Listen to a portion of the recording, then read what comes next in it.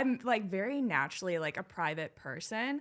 Whereas like I think a lot of people enjoy talking about themselves. I kind of like shy away from talking about myself. So this has been really good for me personally. How did you feel about then being proposed on camera I with that know. going on the internet? Are we rolling? I'm rolling. We're rolling. I'm Bri from Milwaukee Uncut. Will you marry me? Well, I Like, look that's a back private too. I'm moment. like, I was kind of critical of myself because I'm like not a very like over animated person in general too. I'm like, oh my gosh, my reaction. People probably think I'm like not super excited that he proposed. I have no idea what to say. Did you feel vulnerable putting that in? Did he ask your permission before he posted he did. it? Yeah, for sure. Oh, for sure. Yeah. Thought it was a nice video. I know, that was like, this is like the most intimate couples moment of my announce their life. engagements on social media. Yeah. We just happened to be able to have Cody, our videographer, and Michaela out there because we've got a segment coming up on TMJ4, and I just told Bri they need us to shoot an opening in front of the skyline, which they didn't need us to do. And that's kind of the advantage of having a show. I didn't need anyone hiding in the bushes or anything. We got a nice video of it.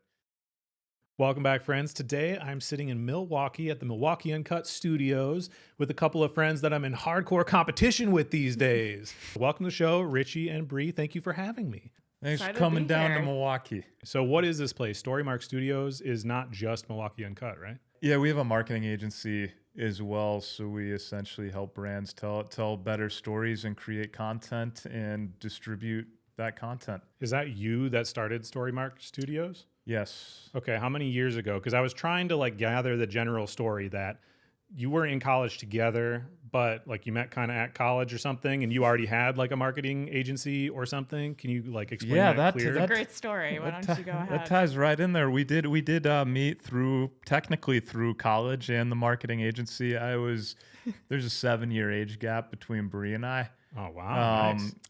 I was hosting a student office visit day for Marquette, and Bri happened to be on there. I'd like to make it clear I did not hit on her during the student office visit day, but we did match on Tinder 3 weeks later or so.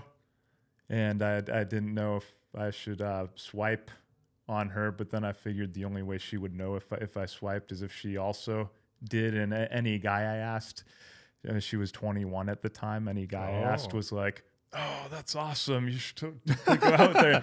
And I was like, I asked some women and they said, yeah, she's 21. It's fine. You know, I was 28 at the time. Was that the limit at the time? Is 21? That was, I think that was my limit. I mean, if it got lower than that, they can't drink or go to a bar legally. Sure. I don't want to get in that situation. Yeah. So anyway, so you had threshold. You had a company. What was the company at that time? It was a marketing agency as well. Okay, so I'm assuming you went to school for marketing, and then you just started that agency right out of college, or how did that work? I started a company called GoGetIt.com. It was a daily deal site in 2011, right after I graduated.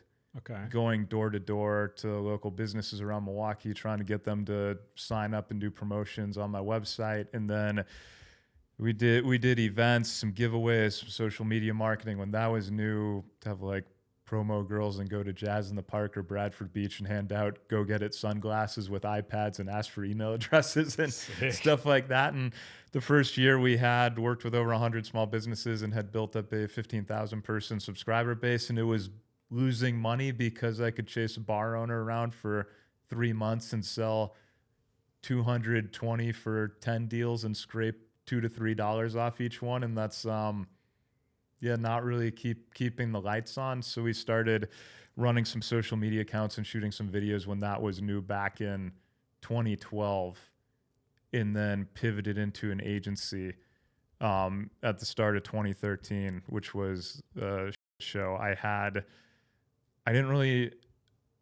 I wasn't like behind, like I don't know how to edit or shoot, or like wasn't a writer at the time. So I hired 2 people when we pivoted to an agency. And the first person I hired, really bright girl, but it turned out, she was showing up late a lot. Some stuff happened. I had to let her go after 6 weeks, and it turned out she had fabricated all her credentials. Oh God. And her dad was an employment lawyer, which just added another ripple to that scenario. So that was interesting. And then the other guy I brought on, he was older than me, I guess about my age right now, like 35, 36 at the time.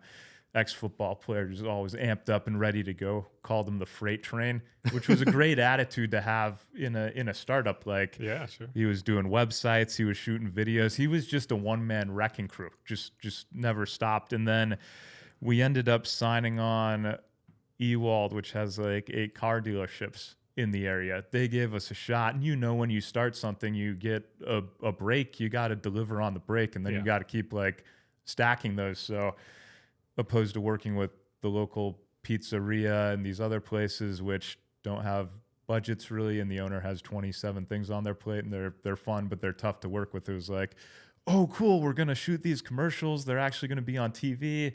This marketing company might work. It's got a chance. And then our first shoot, it was a Wednesday morning in March in Milwaukee. And I'm really nervous. I don't sleep very well, like first big shoot for this car company.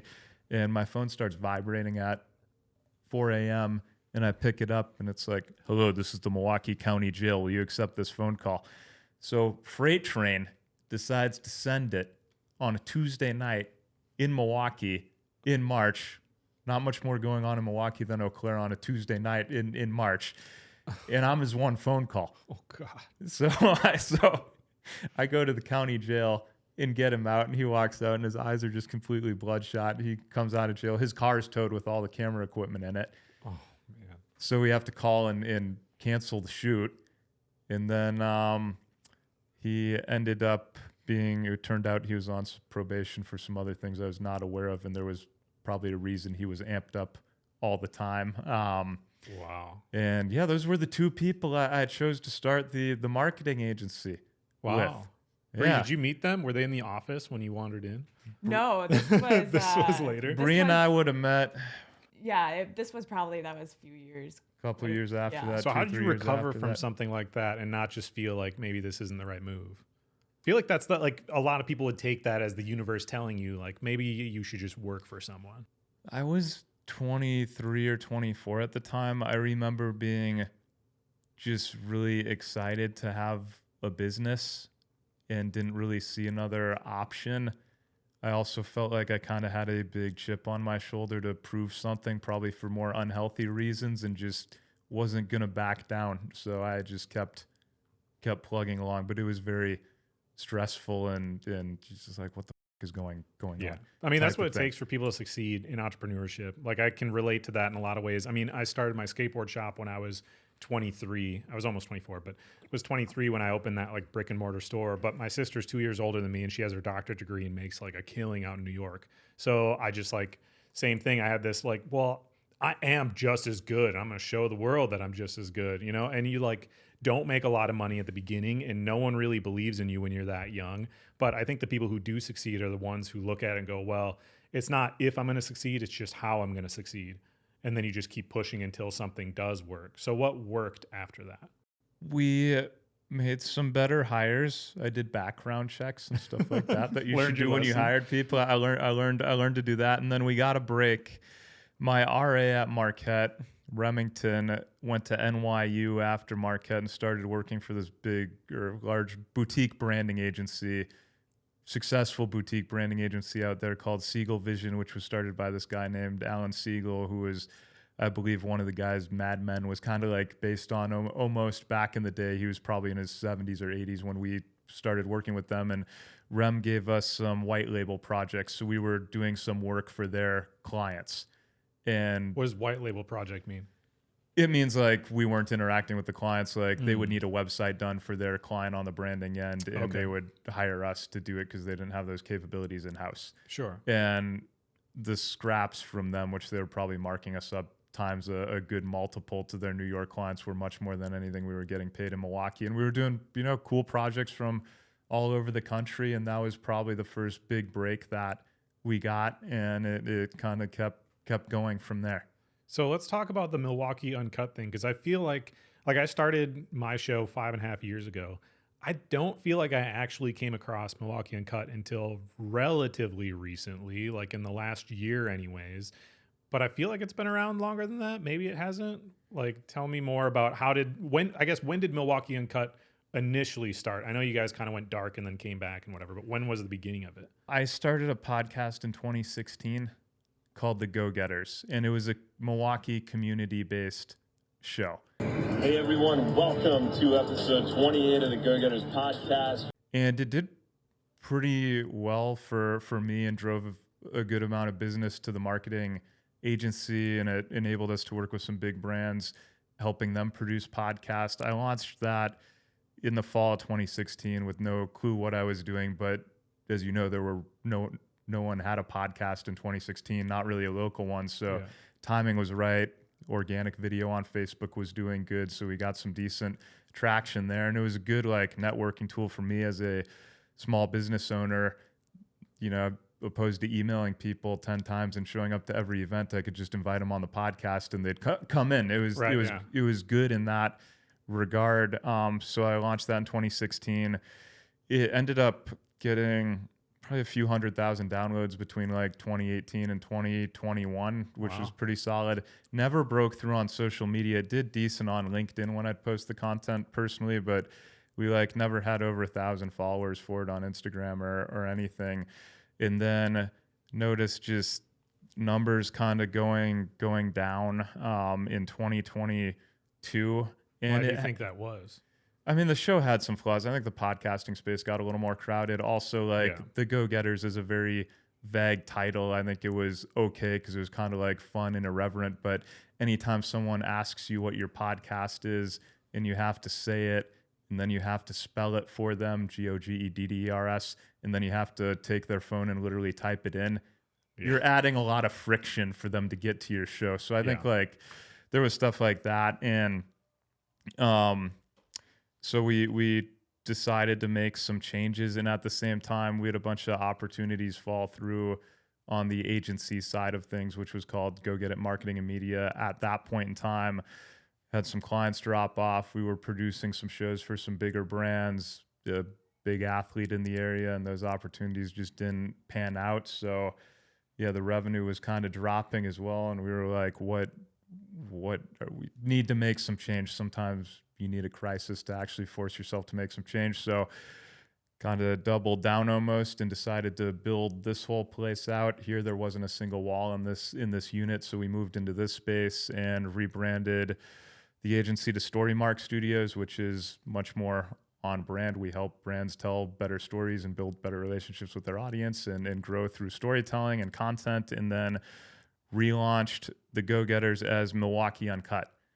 And then we had a good lineup of guests for the launch. We had Mayor Chevy on, the mayor of Milwaukee. We had Travis Diener and Steve Novak on, two former NBA players and Marquette players.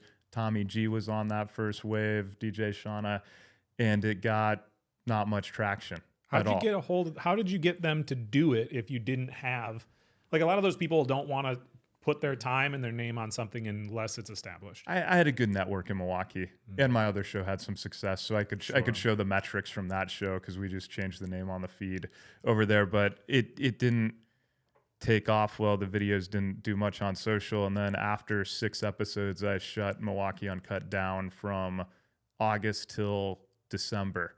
Wow. When August of 2023. Okay. 2023, August to December was shut down, and then Cody, our editor, came on. We built up a backlog of content because it was like, we're not going to do this unless we do it right and do it well. So I wanted to make sure we had a runway of good episodes. Charlie Barons was part of that relaunch, which was a good break. Milverine, who's a local folk hero, and some others. And then it just kind of came out firing in December, and it's grown from there. Yeah, I mean, you guys have seen a lot of growth. Like I said, I've been doing this a long time, and I wasn't aware at all that anything was happening in the podcasting world in this part of the state. And then all of a sudden I see you guys and I was like, wait, what? You guys had Charlie Barons on? Like, how did you get a hold of all these people? I've been trying to get Charlie on forever. And I think maybe I don't know if he likes me or not. I can't tell. I've kind of called him out on the show a few times, not like kind of playfully. But I don't know. He's a busy guy. He's a very nice guy. Yeah, one of these days I'm hoping he's going to come on. But me saying like in my bio, #1 podcast in Wisconsin, I always say like the biggest competition in my head, like the closest thing to what mine is the Cripes Cast. So I'm wondering if maybe those are like too much of like shots fired or what the deal is. I don't think so. He's a nice guy. Yeah. He's got some big things going on. Too. Yeah, he's crushing it, and there's like a million people trying to emulate it. So let me ask. Dude, we're laughing because we posted a skip video last night, which has done pretty well. Like Bri and I were out in California, and we did a Southern California couple or a Wisconsin couple visits a SoCal bar. I saw that. Skit. It's got like 800,000 views since we posted it a day and a half ago. And Bri and I have just been getting shredded in some of the comments. Most are favorable, but a lot of people have been like, this guy's a poor man's Charlie Barons. Yeah. This guy's a knockoff Charlie, or this guy's trying to be Charlie, but he sucks. And then Bri's been getting shredded too. Yeah, I've been getting shredded for how I say Milwaukee. I mean, like in the video, I like definitely said the L, Milwaukee. It was our first time ever shooting This was our first skit ever, so of course it's going to be the worst one. People were saying Bri's not from Wisconsin. I'm happy with how it turned out. You got a favorable response, but yeah, I was defending her. I told people she's from Menominee, cut her some slack, but she can't pronounce Milwaukee. It's close to Minnesota. So how did you get involved with Milwaukee Uncut? Because it sounds like this was his baby that you kind of grew, and at some point you just popped in the picture. I know you guys have been together for a long time, but on the like professional side, how'd that work? Yeah, so we started work together more on the agency side. So his previous director of operations had left to go to another company, and in my role at the time of like kind of my career, I was a data analyst. I wasn't too happy where I was at, kind of rethinking my career path. Sounds really boring. Yeah, I mean, you're just sitting at a computer all day looking at spreadsheets.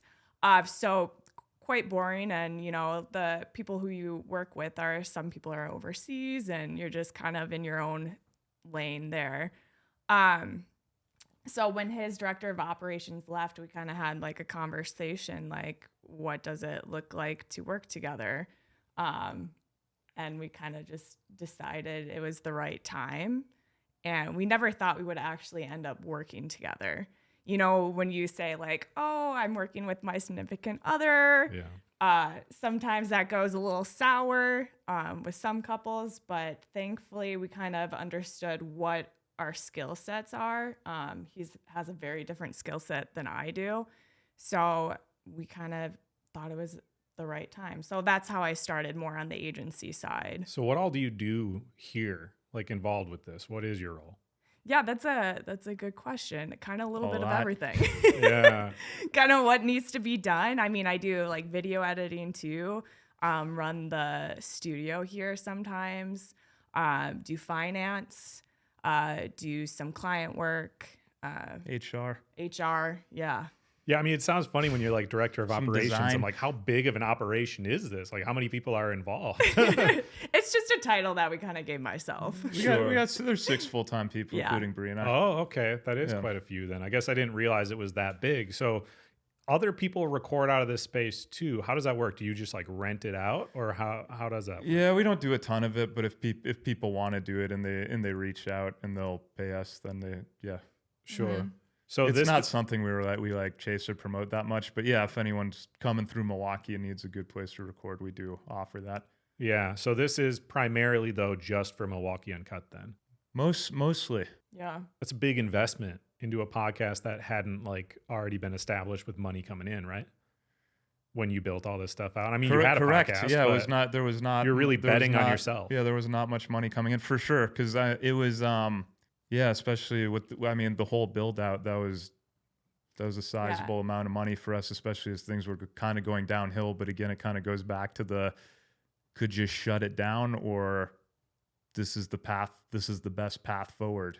Yeah. And kind of have faith that it'll play out. Did you have to go into debt to do that, or did you find some sponsors to sign on things, or did you just have a nest egg set aside? We had the marketing agency, and we had a good first half of the year in 2022.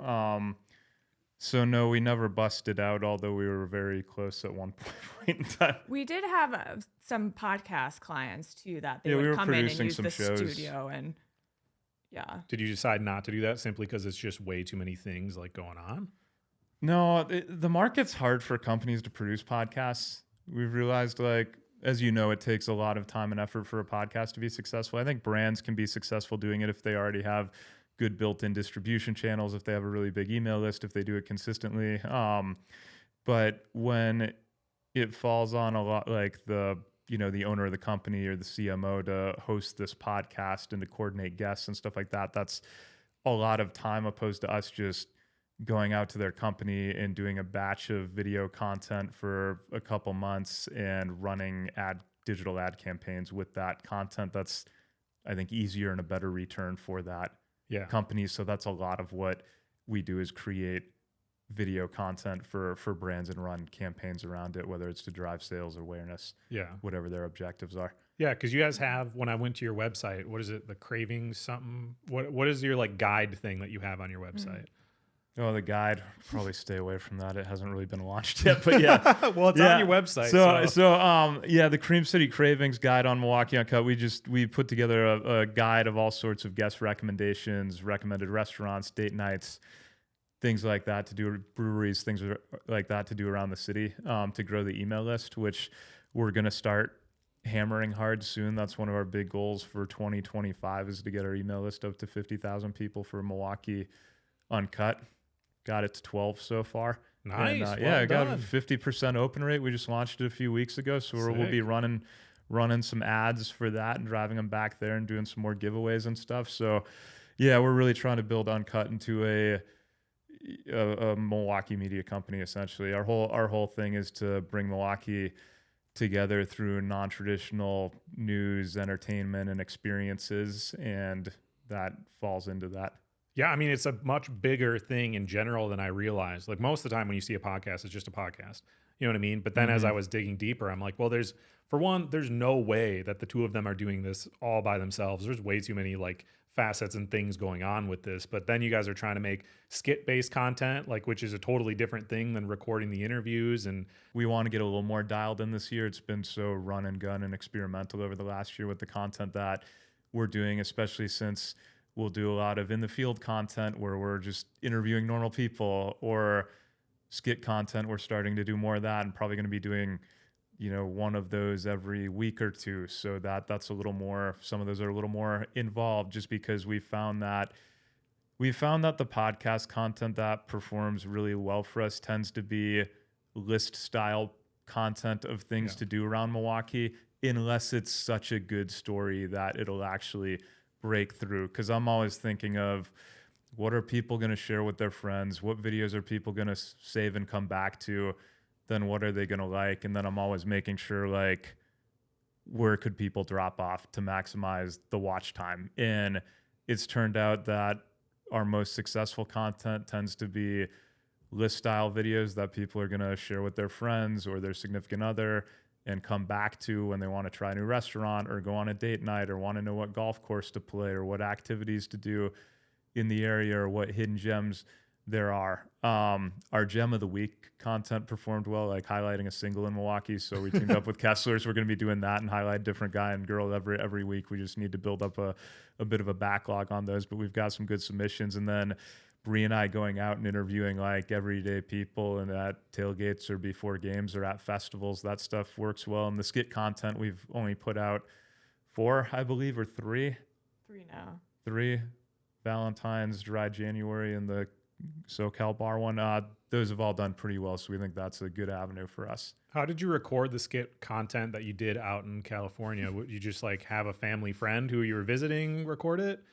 Yeah, Like- my dad's out there. Do you want to take this one? Yeah, no, it was your idea to do this skit. So, we just needed one other person to be the bartender. So, So that wasn't the real bartender. no. Oh, okay. So Richie's sister actually has a friend, Ryan, who he actually takes acting classes. So he was a good fit to be that guy. But no, we just had our cell phone. And that's how we filmed it on. It was just like Richie and I kind of switched off who was like filming it too. Yeah. Or Ryan, the bartender guy, filmed it as well. But Richie, we just walked into, we were trying to look for like a restaurant or like a bar that was California themed. Yeah. So we just walked into it randomly and just asked, hey, can we like film a little skit here? And they let us. How did you They get were comfortable nice. with doing Teddy's that? by the sea.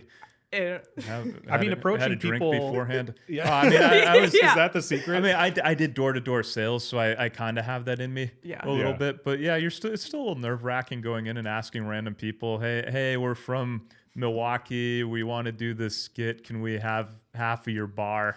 Yeah.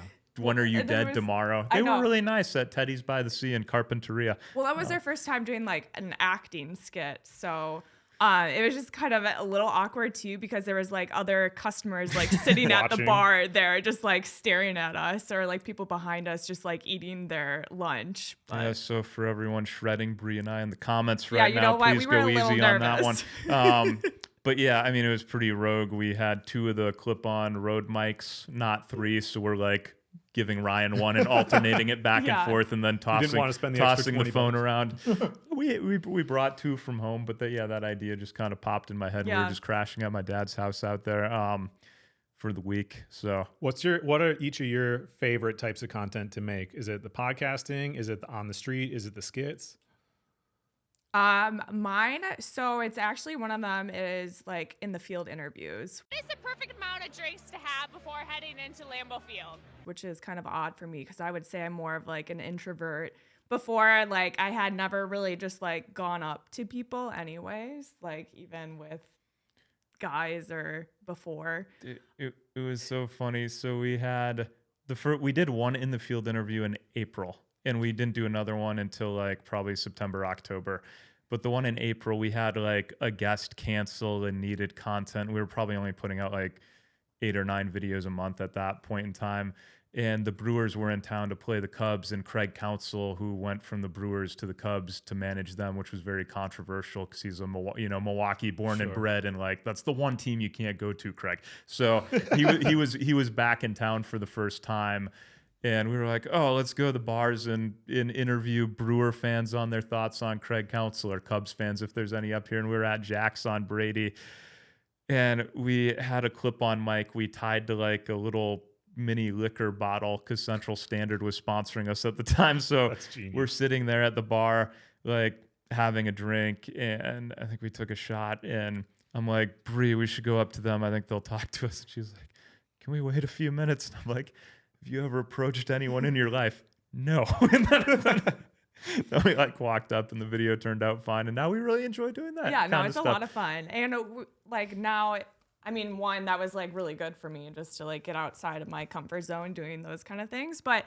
most people are very receptive and like really want to be on camera, and it's Yeah. fun engaging. We with walk people. up to people who we think would want to too. Like, we're not going to go up to the family who's peacefully Yeah. like tailgating at a Packer game and be like, hey, you want to come on Milwaukee Uncut? Like, Yeah.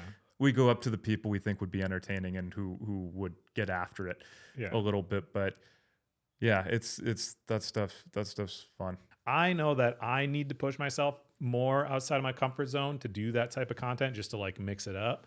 One, I don't have a cameraman, which makes it tough. So I'd have to ask somebody to do it. But I don't like, if I don't have something like preset, that's hard for me. Even when I was like getting into the dating world after like my divorce, I would never approach like a woman at a bar or something. It was Yeah, like I would That's have to like scary. match them on Tinder or something Yeah. before I was going to do that. I've been out of the game for a very long time as well. So even getting back into the field stuff, it's a similar skill set, and yeah, that skill set had been gone for quite a while. But yeah, it's been good. I'd give Bri a lot of credit getting out of her comfort zone too. She completed an improv. I did. Yeah, I last heard this you week say too, that. and Yeah, I did a performed workshop on stage. for So 8 weeks. I recommend for anyone, doesn't matter if you're super outgoing or not, an improv class helps you immensely. Yeah. It's just more like quick thinking, being on the spot. And then too, you're just kind of creating connections with other people. You're playing off of their creativity. So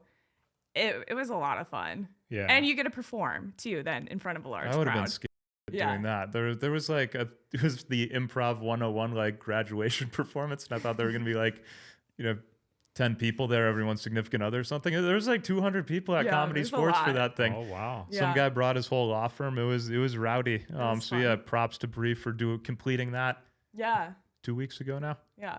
Did Yeah. you ever envision yourself being like a content creator? Because you kind of now are, No. right? Like you're No. recognized by people because you're seen in the videos quite Yeah. a bit. I would say I'm like very naturally like a private person.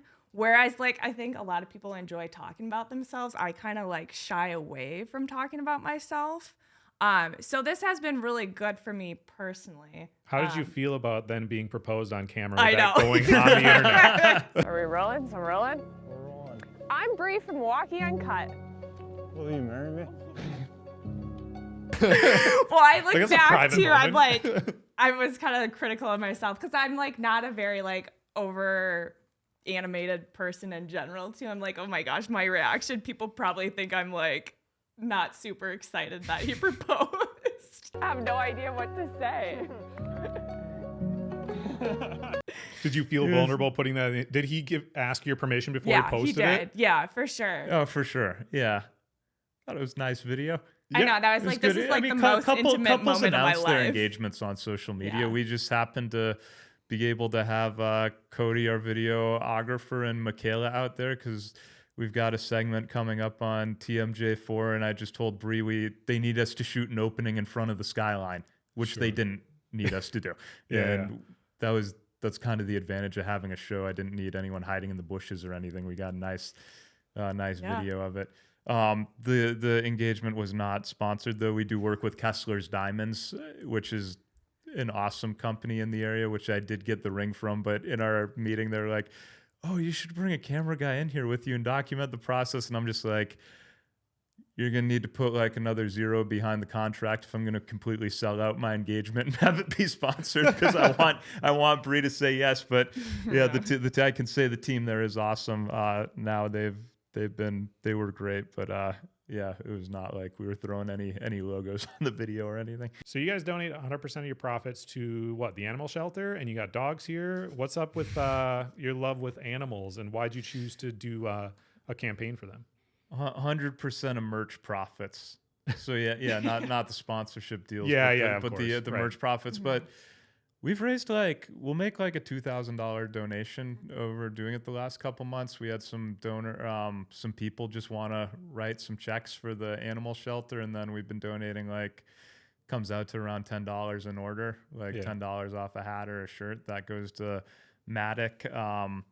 I started volunteering over there last summer, and just wanted to help dogs and animals, and it's kind of a chaotic situation. There's a lot of animals that could use a home and use some help, and there's a lot of good volunteers over there. So yeah, just trying to help dogs. Yeah, it's cool how much you guys are doing with the city. Is it because you guys are dog parents and not real parents? Is that why? Because you guys don't have kids, right? No, yeah, we are. We had definitely dog Ray parents Sean right on now. the podcast. That last was week. cool. Oh, yeah. Yeah, I was just listening Big to that. brothers, big sisters. So Which you've been involved with for a year. What other things are you guys planning on expanding in that role? I know you guys you're saying you want to become a larger media company within Milwaukee, but what are the goals as far as all the philanthropy? What kind of people do you want to work with? I mean, I think it's kind of hard to spread out. And Bri's been involved with Salvation Army Echelon for several years now, and is on the board over there. I mean, the city's been really good to us. The city definitely has some issues as well, and we just want to build this platform as big as we possibly can and do good things for the city. Are you from Milwaukee? I'm from Madison initially. Okay, so how does the power couple of Milwaukee not be Milwaukee residents initially? Do you have anybody from Marquette Milwaukee University. looking at you what? You're not from here, man. Just people on Facebook. I feel like we've lived here long enough. I came here in 2007. Oh, okay. How long does somebody need to live here before they can be from Milwaukee? I mean, some people adapt pretty easily. We just had Jersey Frank on the podcast. But his name's From Jersey Northwestern Frank, so- Mutual, Frank DeMiglio from the East Coast. He's adapted well. I think a lot of people fit in nicely here. I think there's just certain traits Yeah. that you look for. So what happens know- when you guys eventually run out of Milwaukee guests? You just expand out into anyone from the Midwest that happens to be coming through? Or like, what's the vision for how that's going to grow? Because you're already having like, I mean, I know Giannis wasn't on your show, but he was like right there. So you're already having kind of the biggest He's sat people. right here Yeah, before. yeah. There's never been another person like me, so why would I try to change? I just got to involve Giannis. And that was my mindset all year. Involve Giannis every single day. For Thanasis' show, who's come on, who's awesome. Yeah. Yeah. You've had him on a couple of times, right? Just once. Oh, okay. Put a few clips out of him. Oh, sure. Yeah, you got to expand on that role, right? When you have something come out, you got to capitalize like what you did with Charlie Barron's. Dude, pretty incredible. That was smart. I got some list questions for you because I don't know that much. But I will say to answer your other question, I think there's so much going on in Milwaukee. There's so many stories that come out of here. There are a lot of people that come through here, so I'm not concerned about running out of interviews or content, especially since we do a mix of in the field content, podcast content, and skit content. I think there's more than enough to do an episode a week of people in the city or passing through, and then. Do you think an episode a week is like through. sustainable long term? Is that the plan? Yeah, we've been doing that, and especially because some are just with like normal people from Milwaukee around a certain topic too, whether they're the dating in Milwaukee or Milwaukee transplants. Like, what I kind of look for when I book guests are, you know, is it a big name that's gonna draw people, or is it a intriguing topic where it doesn't really matter who's coming on to talk about it. Sure. People are just going to be interested in listening to it because of the topic, and then you find people around that. So you don't necessarily have to have a big following or any following to come on the show if I think the content's going to be entertaining for the guests. What do you do for like backup situations? Do you currently have a big list where you're like, if this falls through, this is what we're going to do? We run over to Jack's on Brady Street and interview people. For more content. We can usually pull something out. That Yeah. happens sometimes. Have you guys gotten sick of asking people how many drinks they're going to have before an event? We haven't done it in a while. I mean, those videos were just getting so many views. It was hard Yeah. to not do them, Right. especially at the Packer games. If you would have told me like 6 months ago, I'd be the guy to ask people how many beers they're drinking doing man on the street content, I would have like shaken my head at that. But it's actually pretty fun. I think those have been some of my favorite memories of the show so far, is going to those Packer. We went to 2 Packer games, and I mean, it's like an adventure. You know, you go up there, you don't know what you're gonna get. Ike and Andrea came to one of them with us, and that was a great time. And you know, you go there. We don't stay for the games at all. We just go to the tailgate and get out of there and try and chop up videos. And then the other one we went to was super fun. We were at Bri's parents in Menominee over the holidays, and we were like, let's go to the Saints game tonight. And we drove there and met up with I believe it's the Green Bay house. They've raised like $50K for vets. So I did a little like video with him before that. And then we just went into the trenches and got some content, and then, you know, left right when the game was starting and found some cafe in Schwano, Wisconsin, and, you know, edited some videos after that and posted one of them, and then made it to Wausau and posted a second one. I think woke up and the videos had like over 1 million views. Just like, It was a fun evening. Have you gotten used to the roller coaster of views coming and going? Because it's when you make it, sometimes you can be like, this one's gonna work, but really, like, you'll make content that you know is good that just like doesn't either. Bri's great with it. I'm trying to get. You better. don't do much of the editing. Who does all what role specifically? I guess? Cody does most of the editing. Bri will edit some basic stuff. I'll lay things out for Cody, like timestamps and B-roll to put in there, and then he'll do some shit that I wouldn't have thought of and make it really nice. So we're a good tag team over there. Dude, I'm jealous because I spend the majority of my time sitting on my laptop editing. Yeah. And then, I mean, we have the whole agency side of the business too. So cranking out like 4 episodes and 20 to 25 pretty well edited clips a month, and the newsletter just on the weekly newsletter, just on the Milwaukee Uncut side of things. And then Story Mark as well, which, you know, brought in 90% of our revenue last year. That's definitely like not flipping, but evening out with things at this point. But that's still a focus of ours. I mean, it's incredible what you guys are doing. And I always have to remind myself, and I try to tell this to other people too. When you see things online, try not to compare yourself because you don't know what the actual story of the situation is, right? Like I'll be looking at your stuff and I'm like, man, how are they putting out all this? Like, this is so much stuff. Feels impossible. And then I'm like, well, I'm only one person. I don't have to try to keep up with however many people are doing whatever. I can just do my own thing. It's totally fine. But you guys are crushing it. I was telling somebody the other day, I'm like, we're on like a similar space, at least like on Instagram for now, for probably like 3 more weeks. And then you guys are just going to like skyrocket past me. And then I'm hoping at some point something takes off for me and I catch up again. But I feel like we're like right at that point where I'm about to see you guys just like leave me in the dust. But I'm okay with it. I don't know about that. Yeah. We're a fan of what you do as well. But the comparison thing, like I get a bunch of people asking me, kind of like you, oh, Milwaukee Uncut, like you guys are killing it. How long have you been doing it? And I'm like, well, I started a show in 2016. I've been doing it since then. And then I launched Milwaukee Uncut in the spring of 2023 and had to shut it down after 6 episodes. And then we finally like started seeing some traction in December last year when we changed a bunch of stuff. So kind of 8 years, kind of 2 years, kind of 14 months. It's like, Yeah. yeah. Okay, I do want to get to some Yeah, questions of these. fire Okay, away. and we'll go back and forth between the two of them. Top 3 guests that you've had on Milwaukee Uncut. Go Shaka Smart going into the season. That was good. Leroy Butler was awesome. I loved him. And then it's probably got to be Thanasis or Charlie. They were both a lot of fun. Tied for 3rd. Yeah, Wow. we'll put those tied for and Cam and Stevie, Cam Jones and Stevie Mitchell, the Marquette stars, going into. We interviewed them between the Big East tournament and the start of the NCAA tournament last year, hoping to do that again this year. Like that was awesome. David Joplin on Marquette was fun too. Alex Weirley when she came in, she's great. There've been a lot, but those are some of the favorites. Your favorite 3 places that you've captured content at? Oh. Packer tailgate. Pretty much any tailgates. The Harp. Yeah, the Harp is a good time. The Drink Wisconsinably pub you're going to after this. We got a skit with Milverine that's probably out by the time this episode comes out. Yeah.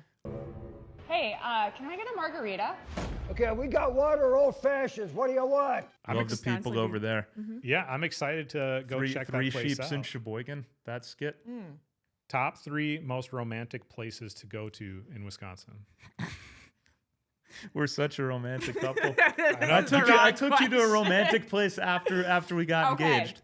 Jake's Supper Club on Lake Tainer. Sitting at the bar, most romantic. Second, Camino at the bar again, just down the street here. Great chicken sandwiches. And then third, let's go with a brewery.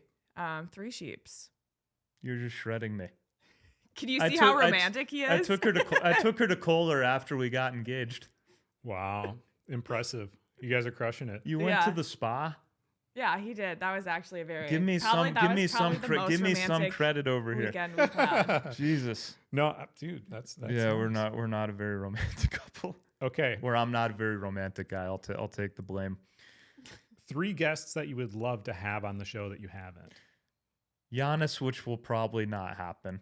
Dude, you never know. You never know. But Now that he's seen the space. he didn't come on Thanasis' show till he like barged in here unannounced. And Thanasis, who is his brother, who he absolutely loves, had his show for like a year and a half. Other than he did go on his live show.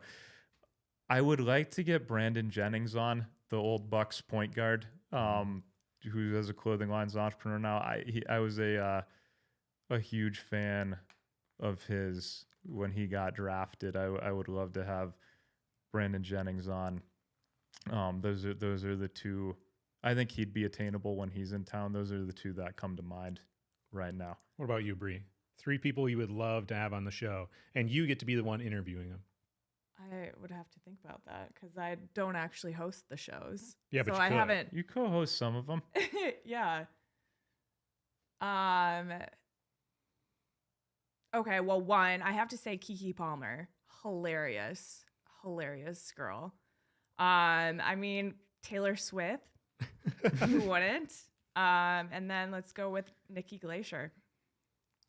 I feel Nikki's performing in Milwaukee, isn't I she? know she is. she might be attainable. You never know. It doesn't matter how big somebody I don't gets. know. I mean, if She's- if she's in Milwaukee for a few days, you know, if she's playing several nights in a Yeah. row in Milwaukee, And- you never know. You know, with the on the street content, it's very possible you could get Giannis just for like a quick little thing. If Yeah, you- that would be possible. We went to Bucks Media Day this year, or I did. What does that look like? Do you send an email to the marketing? Like, how's that work? I know their PR guy, Dan Okay. Smeechek. Shout out to Smeechek, great guy. I just asked him if I could come, and he gave me a last minute credential, Wow.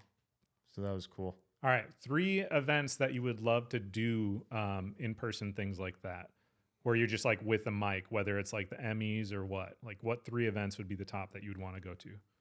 For Milwaukee Uncut, I enjoy golf and competing, which Bri gives me shit about. But they're having the Women's U.S. Open at Erin Hills this year. That'll be a cool event. Like if they did another Ryder Cup in Kohler or something, that would be a blast to go to.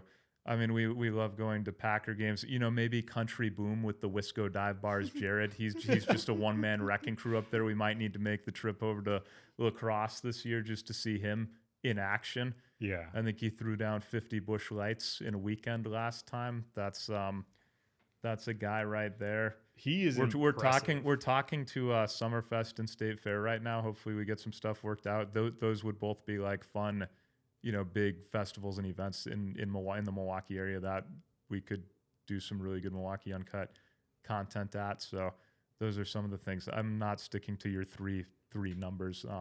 That's I've okay. just been rattling stuff off. Okay. What about golf courses? If you could go play at any golf courses in the world, which would be the top ones? Oh, in the world? Yeah.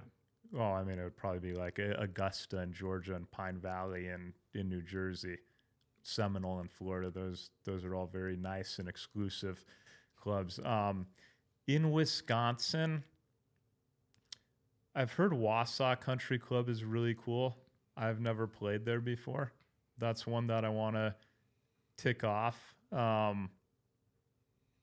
That's kind of on the list of places that I would like to play. I mean, the Kohler courses are all amazing.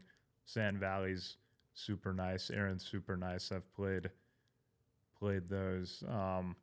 I've heard Eau Claire Country Club's gotten an upgrade in the last 10 years or so. That's a nice spot.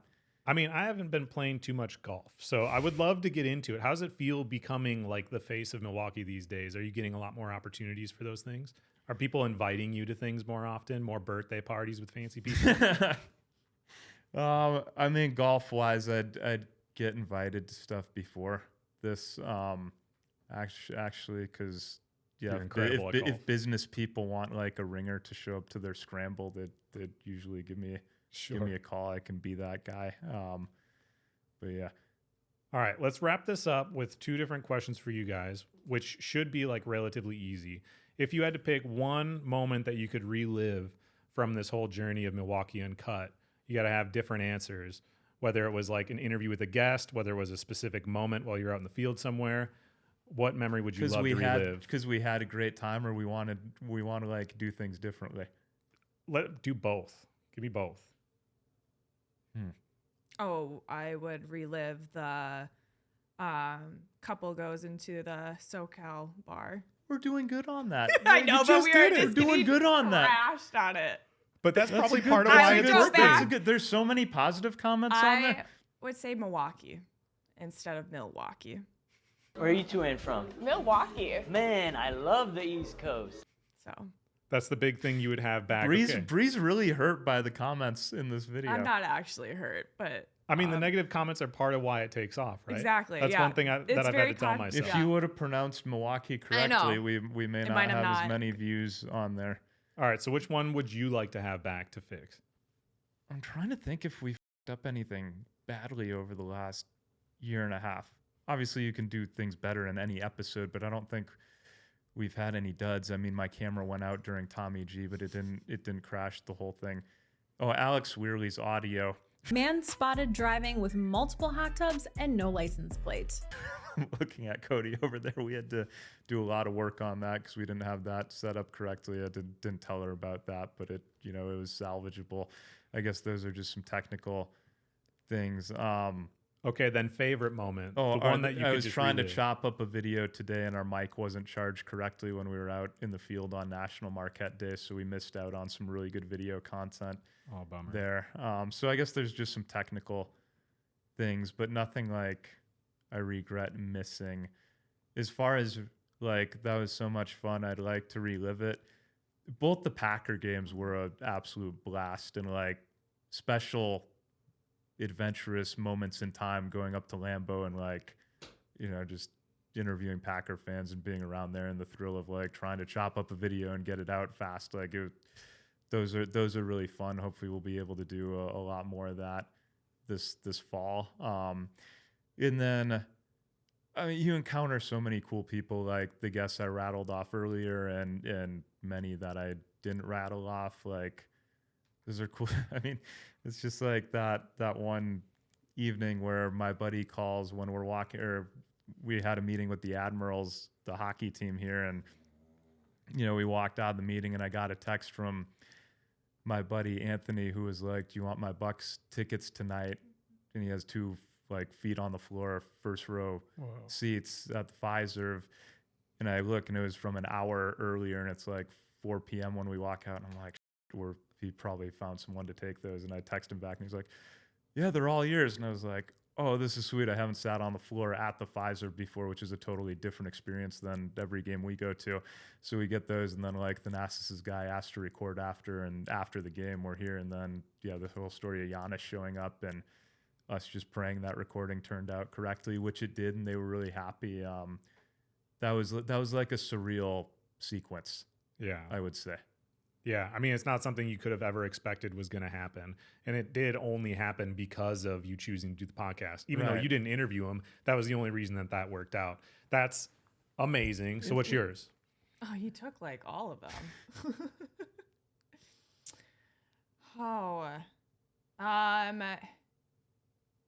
I mean, I would say Brewers Tailgate. That was a fun time just because that was kind of our first initial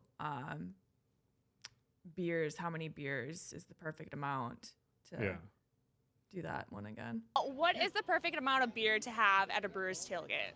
I would say about 5 of these.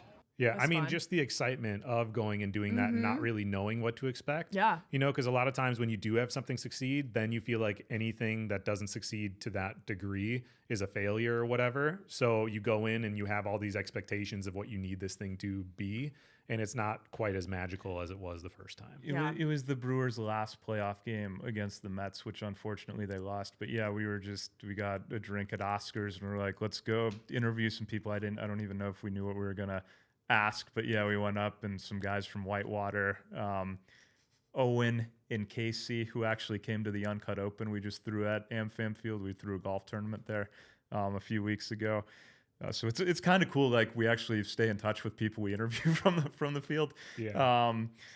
Yeah, we did one, and Owen's response was funny, and we just threw that up on social media. And it's one of those videos where you like flip and check the notification. You're like, oh my God, this is actually like working, because a lot of stuff you try doesn't. Yeah. And yeah, that was the start of how many beers do you drink? Man, yeah, I need to have something take off like that. I had one video go pretty viral, but it's not something that I could like replicate at all. It was just really good advice from like, okay, Wayne is the smartest person that I've ever met. From Wayne Hoffman. He's one of the bigger illusionists in the world, and he's just like a genius and the coolest person ever, and totally changed my life. And that I should have sent you that episode. Yeah. That dude is incredible. Well, thank you so much for hosting me. This has been amazing. Again, I'm so jealous that you guys have this team and you have all this badass equipment and you can just like come to this beautiful space. But I appreciate you guys hosting me. This was incredible. Let me give you a quick gift. Do you guys like coffee? Yeah. Yes, love coffee. Wonderful. I have 2 bags of coffee. So these are from Minneapolis, which is, you know, so distant far for you guys from here. Minimum Wage Tim's is regular. Ooh. He went to school at UWC. He plays music. He's in a band, but that's like his full-time thing. Yeah. Super nice. And then Big Bad Decaf, which he actually helps with as well. And this one is milk chocolate crisp apple effervescent. So it's real fancy. Really? And yeah. Well, so people Milk who sit there and go, Oakley wants it. Is there decaf like a is hint incredible. of apple to it? Yeah. Crisp apple. Yeah, it's incredible. And honestly, I drink coffee all day long. So switching, so the second pot of coffee is decaf is actually the play. Yeah, probably doesn't up your sleep completely. Dude, yeah, that and like when I'm painting and I'm like all shaky. Yeah. And that would be the reason why. Thank you for joining us for this episode of The Passion Pod. We hope you enjoyed it as much as we did. We'll see you soon.